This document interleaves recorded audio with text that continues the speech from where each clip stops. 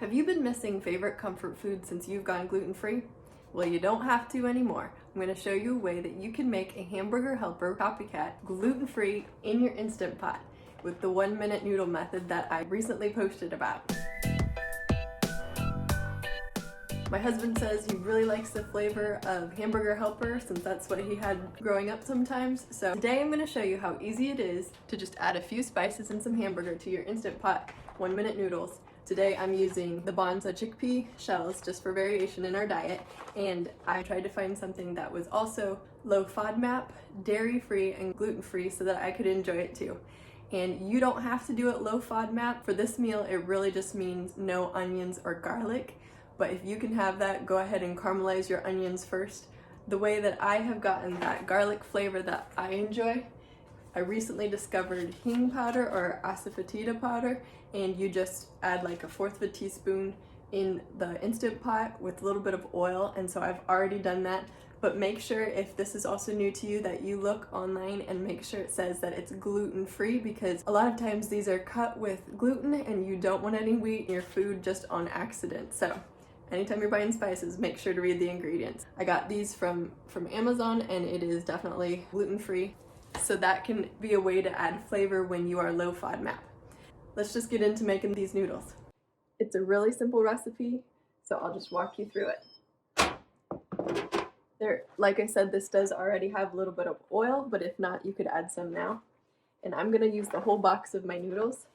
And this would probably work with the corkscrew noodles, just like in that other video that I mentioned. And we're just gonna pour these in and cover it with liquid.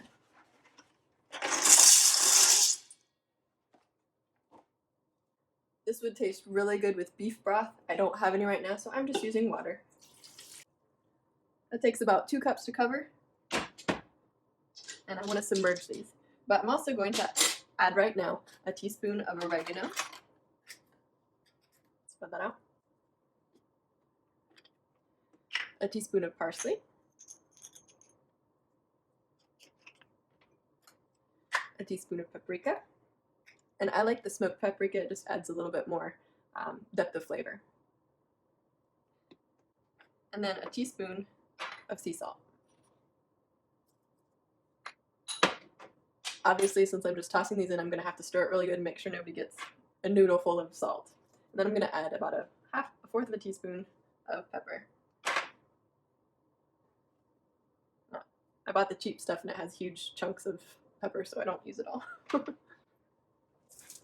Stirring this up first.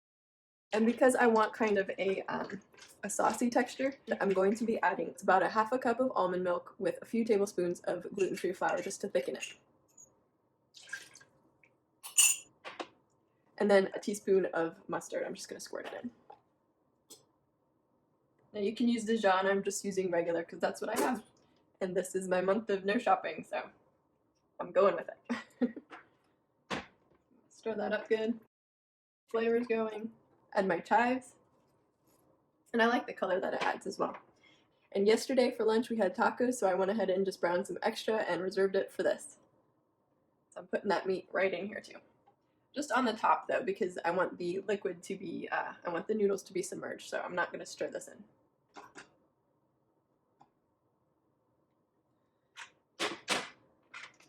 Okay, now it's time to turn this on.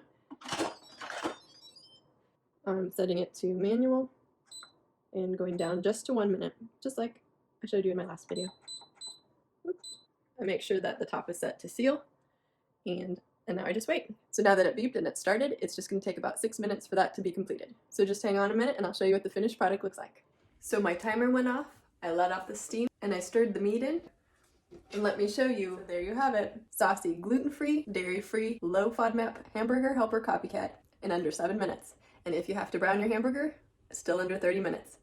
And for my kids, I'm just going to add some cheese on top, and you could also stir in some sour cream if you're not dairy-free, but I hope you enjoy. If you enjoyed this video, be sure to give it a thumbs up. Comment below if you've tried it and what you think. And if there are any other recipes that you'd be interested in seeing how I do in my Instant Pot. It really helps me out when you guys click like or comment below. If you haven't already, please click subscribe and hit the notification bell so you'll know when the next video is out. Have a good one. P.S. If you want to hang out more, I do have another channel about intentional creative living. I'd love to see you over at Aim for a Creative Life. Bye!